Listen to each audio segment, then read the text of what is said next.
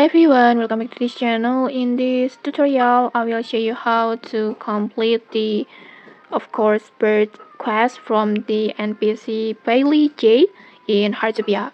So first you just need to meet the Bailey J, and then after that just meet her, talk to her, and then accept the quest. And then in here you just need to submit 3 stray bird info cards from Call of Wheels to Bailey J. So first you just need to bird watching the Call of Wheels bird, the limited bird from this new event, the Call of Wheels event.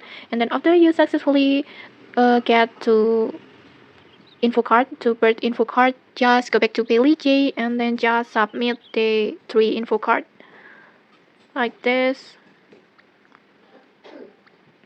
and then after that just simply tap submit. And just like that, your quest will be complete, and in here you will get this Camouflage Bush as a reward. And okay, that's it. If you found this helpful, don't forget to like, comment, and subscribe for more tutorials. Thanks for watching, and see you!